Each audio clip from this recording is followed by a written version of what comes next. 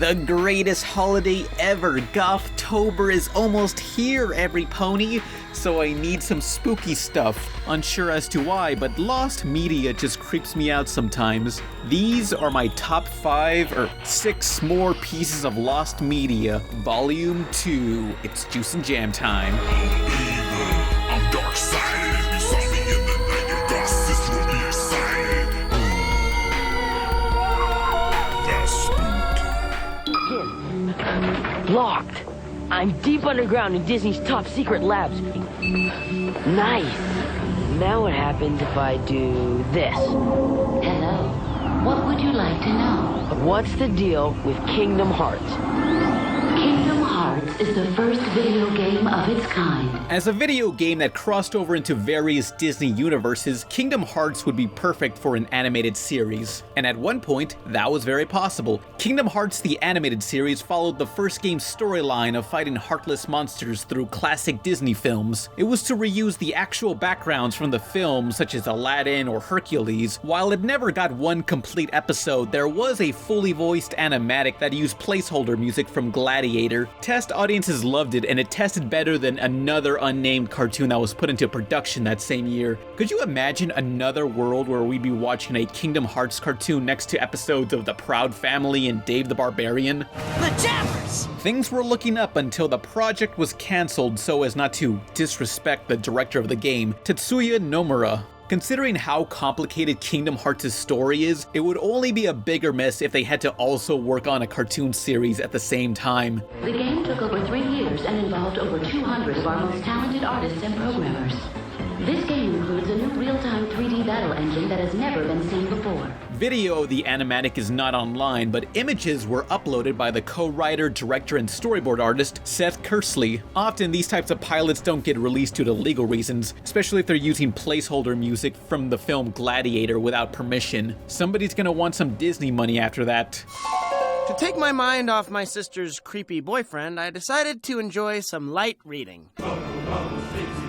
The same thing happened to the Gravity Falls pilot, also by Disney, which featured unauthorized music from the Gorillaz. That pilot got released eventually, and I don't see any lawsuits. So maybe it's time for Disney to release the Kingdom Hearts animatic. What sucks is I know the director of this pilot. I asked him like, hey man, I know you got the Kingdom Hearts animatic, give it to me and only me, I'll keep it secret. Fuck my fans, they ain't shit. And sadly, he did not have it anymore. So close, yet so far. Kingdom Hearts is now available for PlayStation 2. Nice. Give me the cheat codes. Oh no. Hey! That's it for now. I'm shutting down. Witness the horrible peccadillos of penguins behind bars. They've sent me a troublemaker, have they? Have you ever watched something on TV once, suddenly remember it a decade later, only for it to not be anywhere online? That happened to me a few times, but one that remained in my mind was Penguins Behind Bars, a 2003 Adult Swim pilot of a female penguin getting framed for a crime and sent to an all-girl prison. So Penguin is the new black. I recall it aired around the same time as the Venture Brothers pilot. Boys looking for some action. And how? We're always looking for action and adventure. While that became a series, Penguins aired once and never again. It's nowhere online other than some trailers uploaded by the creator, Jeanette Perlman. The crazy thing is, I watched this once in 2003, yet I could recollect most of everything that happened in the short. If anyone cares, I typed out my transcript in a blog post in the description. Personally, I hated this pilot. It was such a miserable cartoon, everyone was so cruel to the main penguin, but I was 11 at the time and that sort of thing doesn't bug me anymore, so maybe I'd like it now if I give it another shot. Penguins Behind Bars, next Sunday at 11. An Adult Swim special in Adult Swim.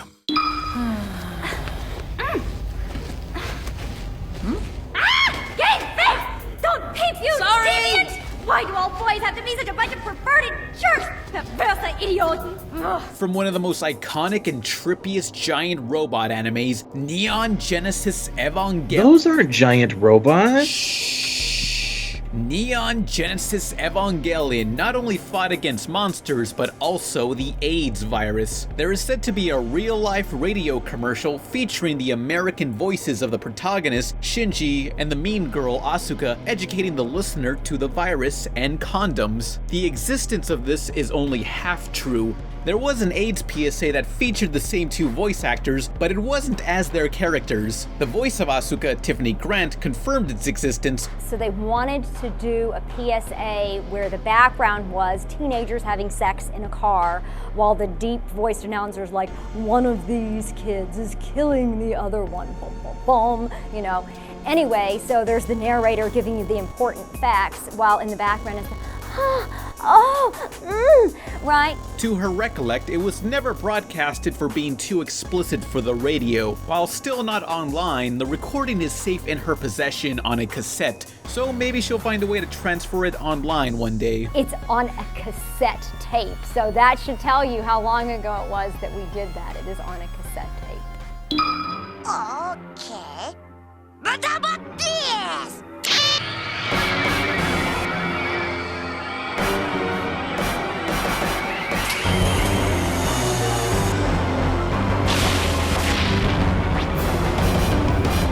From a show following a boy genius inventor, the coolest part of Dexter's laboratory was whenever giant robots came on screen. Giant robots are the ultimate kid fantasy, but what if you could control them yourself? Dexter's Laboratory Robot Rumble for PS2, GameCube, and Xbox was set to be a 3D fighting game like Power Stone. It featured mechs for Dexter, Mandar, Dee Dee, and I see that one robot from the episode where Dexter goes to Japan.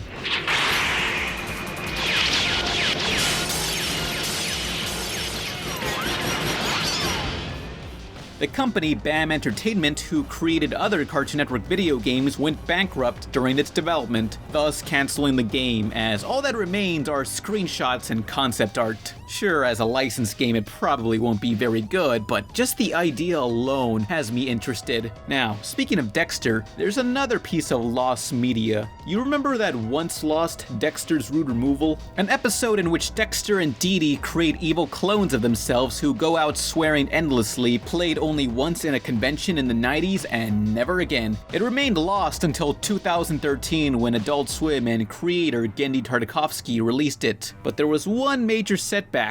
It was censored. So you're off then? Yeah, we're gonna go up your lab. I wanted to hear Dexter swear, and hearing it all bleeped out took away the thrill. It's not any different than SpongeBob or Arthur that did the episode in which a character censored cusses. Those weren't banned, yet this was? All that hype for this? I can sum up how I felt with one clip from the anime Gurren Lagann. That's it! At long last, the moment has finally come! What the hell? They lent these to us for use in the outdoor bath. It was a big letdown for me, but I know people who know people. On a VHS somewhere, by a former crew member, there exists an uncensored version of Dexter's Rude Removal. It's still out there. It's still out there! Updates on that later.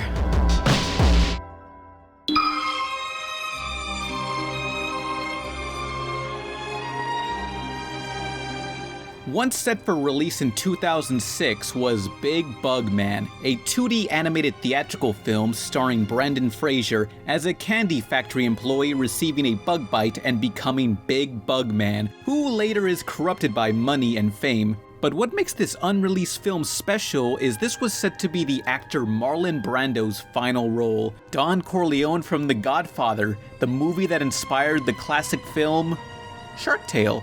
Marlon was approached to play the evil businessman in the film, but Brando himself decided to voice the elderly candy company founder, Mrs. Sour. He gave me all of Judy's records. Same pills, too. I'm somewhere over the rainbow right now. When the crew came to his home to record the lines, Brando, without telling anyone, was in a wig, dress, gloves, and makeup to get into character. He was still frail from old age and required an oxygen mask for his recording. According to his agent, Brando always wanted to play a female character and stated he had a lot of fun voicing her. The film was set for 2006 until production kept getting sent back and suddenly just vanished. My theory is that this was a 2D animated movie in 2006 when everybody was switching over to CGI. Perhaps they couldn't find any investors for it being two-dimensional. If the film's not finished, I feel a great way to honor Marlon Brando is that people got to hear the audio of his final role, considering he had a lot of fun doing the part. Even though Brando's health was declining at the completion of this last performance, according to co-director Maurice Tobias, he didn't miss a beat. In fact, he told her it was the best time he had had professionally since filming Julius Caesar. Donna Tatro for CNN, Los Angeles.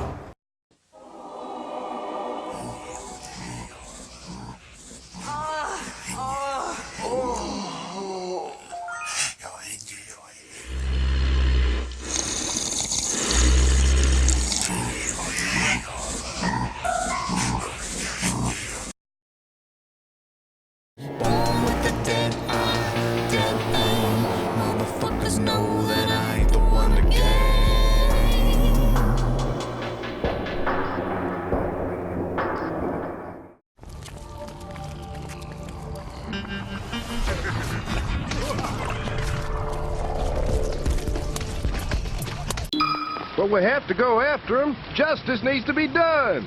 Go home. I'll find who shut up your town and bring him back. That's my job. And who in the high water are you? I'm Calamity Jane.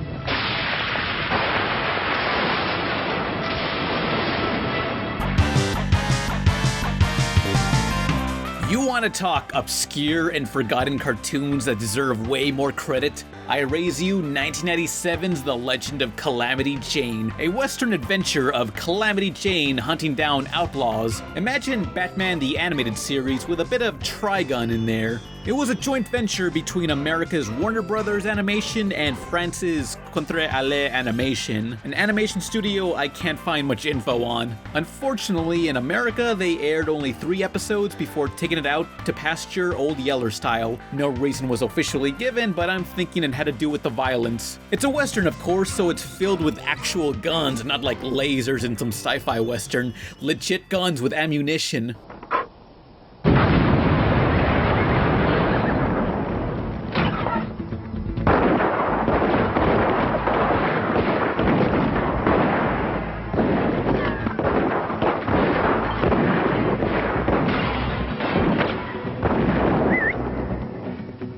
I'd applaud, but...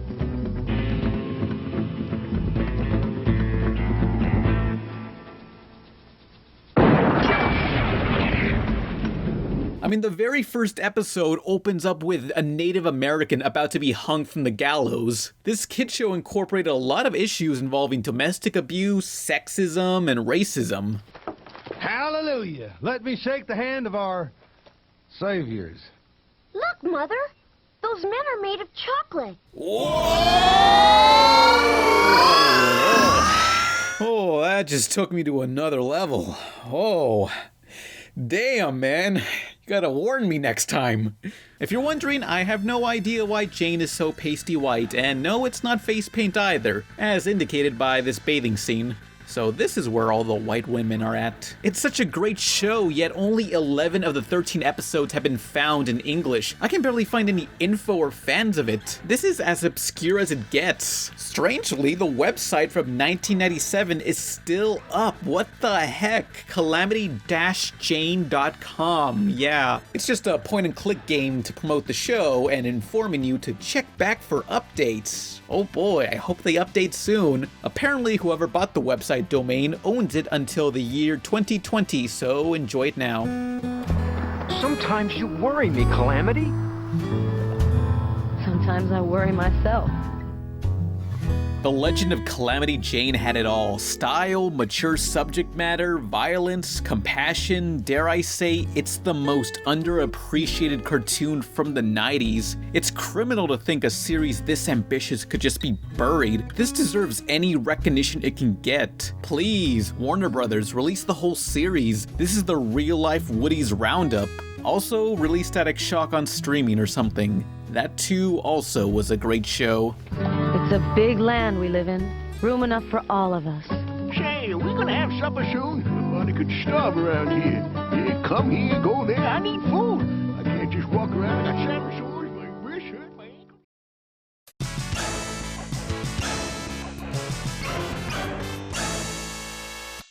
The legend is true. What in tarnation? She's the fastest whip the Wild West has ever seen. Meet Kids WB's newest action all-star, Calamity Jane.